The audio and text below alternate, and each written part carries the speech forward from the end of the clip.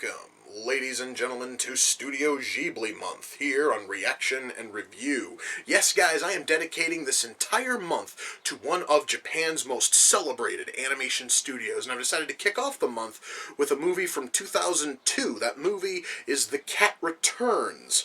Now, I don't know a lot about this movie. I found one trailer that was subtitled, and the subtitles were a little bit sketchy.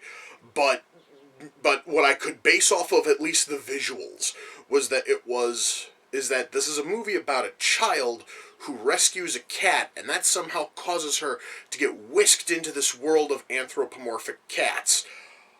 That literally is all I pulled out of it. I also know that the English cast for this movie, at least for the English dub, includes people such as Anne Hathaway and Cary Elwes and Tim Curry. That sounds awesome. I'm really happy. I'm going to be watching the English dub because I trust that Disney's going to do a halfway decent job dubbing all of these.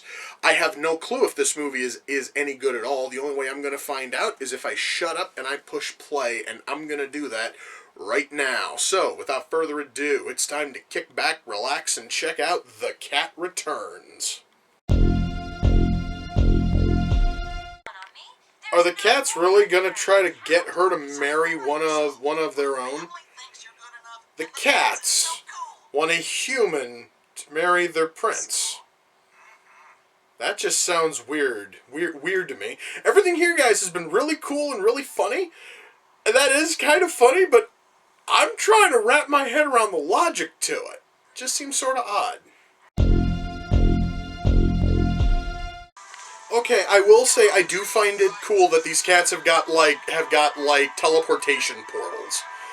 I honestly was not friggin' expecting that, and it's really kind of sort of cool.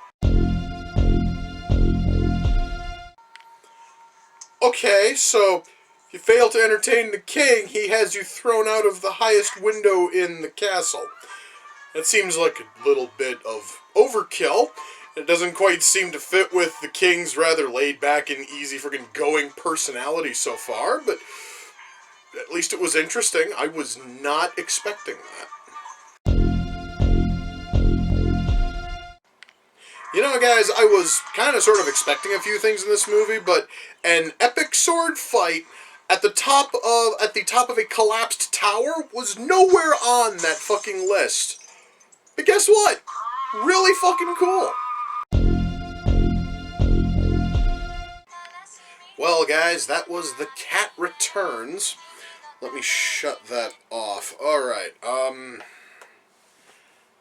that was really good. I'm gonna say this right now. Alright, now if this movie is the standard by which I can set the rest of this month's movies by, this is gonna be an amazing month. But why don't I, not worry about what else I've got lined up for this month. Let's talk about The Cat Returns itself. I'm going to start with writing. If there has ever been a problem I have found with the scant few Studio Ghibli films I've watched, it is that they have a terrible habit of being overly preachy, whether it be in Grave of the Fireflies, or Nausicaa and the Valley of the Wind, or in Princess Mononoke. They want to just bludgeon you to death with their friggin' message, and it honestly, at times, is rather detrimental to the film. In fact, out of those three movies I've seen, the only one I can still say I genuinely enjoy watching, even while it's bludgeoning the shit out of you with its message, is Grave of the Fireflies. And The Cat Returns, while it does have a message, while it is trying to promote a moral, that moral is not the driving force of the film. They aren't constantly beating you over the head with it. For those of you who haven't seen the movie, you want to know what the moral is, it has to do with self-confidence. It has to do with believing in you. And that is a fantastic moral to have. And thankfully, even though that is kind of the driving thing of the story, unlike the previous films I just mentioned, it doesn't sit there and go, believe in yourself every 30 fucking seconds or so. I mean, it's not constantly hammering it in. it seriously is more focused on telling the story, and it's just going to let the moral sort of organically grow from it, and that is amazing. I loved that fact about this movie, is that even though it was trying to preach a message, it wasn't overly forceful in it, and it actually cared about wanting to tell a story. I think that's also why I like Grave of the Fireflies too, is that while it is trying to teach you a message, it's not killing you with it. It just sort of lets it fester in the background, while in the case of that film, you watch as two people, slowly suffer and die. Thankfully, The Cat Returns isn't quite that bleak. In fact, The Cat Returns is, at least, again, out of the scant few Ghibli flicks I've seen, it is probably the most lighthearted of them. And I think that also works, because I really just liked how the story was trying to be funny, it was just trying to suck you in, and my god, it totally did. Part of that, I think, is because our characters are so well written. And you're going to care about almost every one of these characters. You are going to care about Haru. You're going to care about the Baron. You will even care about the cat king, even though he's a little bit of a dick. You're going to care about these characters because they're so well written and they're so perfectly defined. And it makes the whole movie just a joy to watch. And because of the film's rather short runtime, the movie, guys, is only about an hour and 15 minutes. So there is no padding here. The story the story is just going, and it's paced beautifully. Our story here is going to keep you interested, and it's going to keep you engaged from start to finish. Everything here in terms of writing was masterful, and I knew from the past films I've seen that Studio Ghibli it can do good writing, and when they aren't trying to murder you with their message, the writing becomes amazing. So we do have that going, guys. Writing here is the writing here is borderline masterpiece level stuff. It was that good. Acting. Disney has this thing when they go and they dub Studio Ghibli's films, and they love to get all-star casts, and it usually works out for them because they get people who have boatloads of talent. So we have Anne Hathaway, and we have Andy Richter, and we have Judy Greer, we have Tim Curry, we have Carrie Elwes. We've got all these amazing talents, all of them turning in top-notch performances, which is why it's kind of a shame that I have to pull one of them out and say one of them kind of sucked, and that was Peter Boyle's portrayal of Muta. And the reason why it didn't work, and I don't know if it's because I don't know if it's because Boyle was in failing health at the time. I don't know if it's just because they didn't know how to direct him. I don't know if they just didn't give him the right kind of direction. But for whatever reason, where every other actor is just getting sucked into their character, Peter Boyle sounds like he walked in and just read his lines, oftentimes as bland and as deadpan as possible. So he comes in and it borders on lifeless.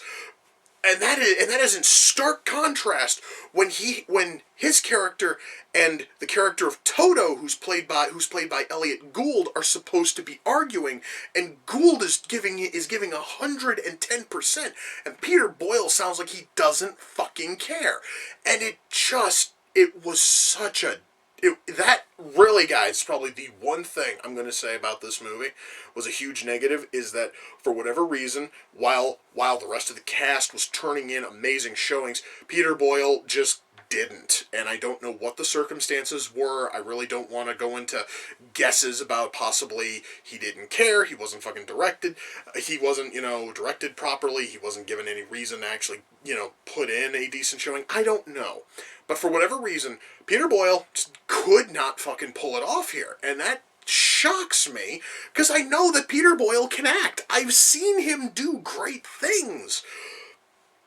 So I really do want to know what the hell caused this crater in the cast, where we have everybody else who are bringing these characters to life, and then Muda is left just almost lifeless because Peter Boyle's phoning it in. It's so off-putting. It really is. But beyond that one really questionable performance, everybody else, awesome. I would love to give a special notice to Andy friggin' Richter, because I'm not a fan of Andy Richter in general. And normally when he is asked to act, he sucks. But fucking hell, he knocks it out of the park here. And he did a great job. And when I saw him on the cast list, I was dreading that. And then he winds up turning in probably one of the best performances in this whole movie, and definitely the best performance in his entire fucking career. So, Richter, props, dude. You fucking killed here, man. That is awesome. Rock on, buddy. And the rest of the cast, once more, did a great job, minus the one problem area.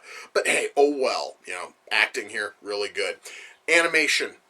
Do I even have to talk about animation when discussing a Studio Ghibli film? Do I really have to go over the fact that the artwork is beautiful and that the animation flows in fucking ways that no other studio can do? Guys, if there's one thing which Studio Ghibli can do, and do exceptionally well, it is animate. And they do some of the best in the world. So naturally, the art here, as well as the animation, is masterful. And you will not find anything better. This is awesome. This is some well done stuff. I really loved how a whole lot of the characters were drawn. I did find it a bit creepy though that the Cat King's eyes are never focused. So he has one pupil looking this way, one pupil looking this way, and I swear to Christ, the gem on his head blinks.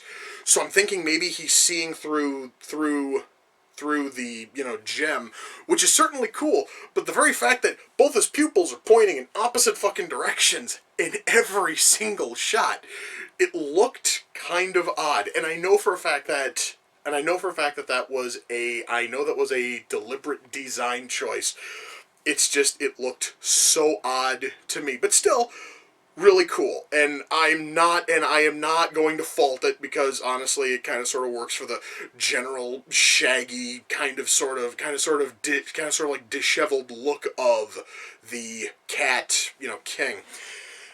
So yeah, guys, animation here is some of the best you will ever find, but that honestly is sort of a given considering the studio which made the fucking film. So we do have that. Our sound mix here, which was of course done by Disney, because I've watched the English dub, is amazing. The sound mix, the score, the soundtrack, all of that is great. One other thing when it comes to the writing, this just kind of dawned on me. And this was something I was not expecting, but there actually are moments in the film, and this is once more is going back to writing.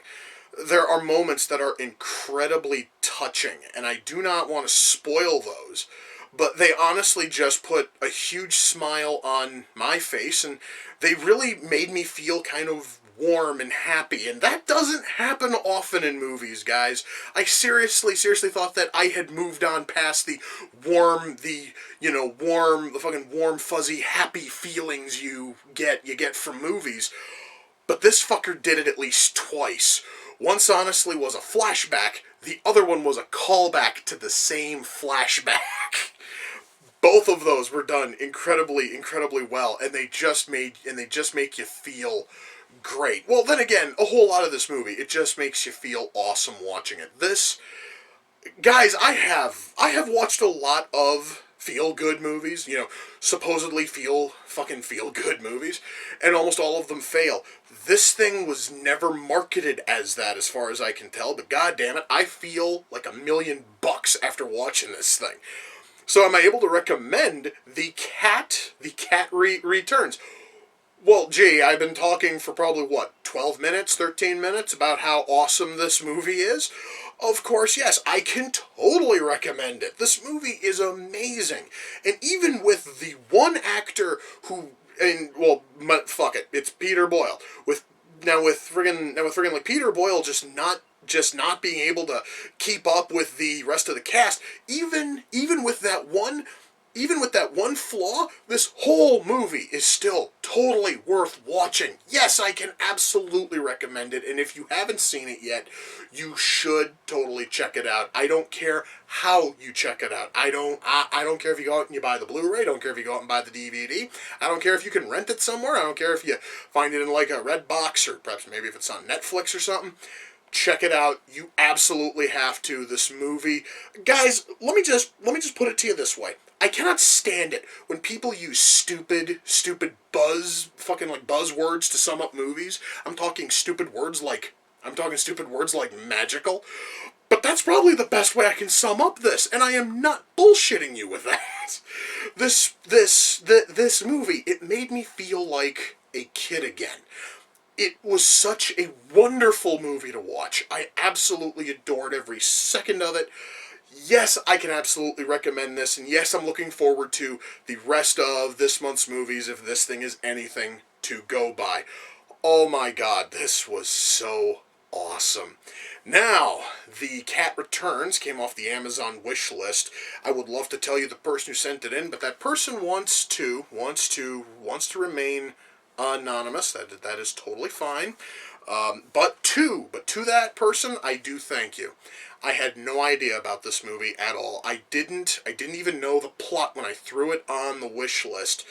And I would not have known about this thing. I would not have had a chance to be just absolutely sucked into this movie story if you hadn't have sent it in, and for that, I thank you. You are fucking amazing, dude. Anyway, wow. This was really, really fucking good. Guys, this thing here came so close to over fucking taking Grave of the Fireflies as my favorite Studio Ghibli film. I don't think I can give a higher fucking praise than that, considering the fact that Grave of the Fireflies is one of my favorite movies of all fucking time.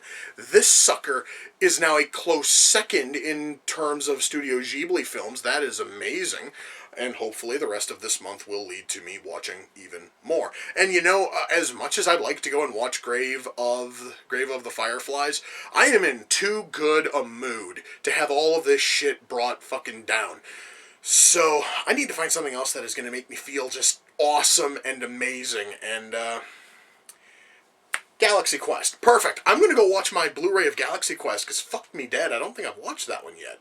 As much, honestly, as I've talked about it, as much as I've wanted to, I don't think I've watched that thing yet. I have not watched my fucking Blu-ray of it. I'm going to go and watch that, and I am just going to keep on riding this wave of happiness for as long as I possibly fucking can. And with that, guys, we come to the close of another reaction and review. Until next time, ladies and gentlemen, take care, and I will see you all in the near future. Peace.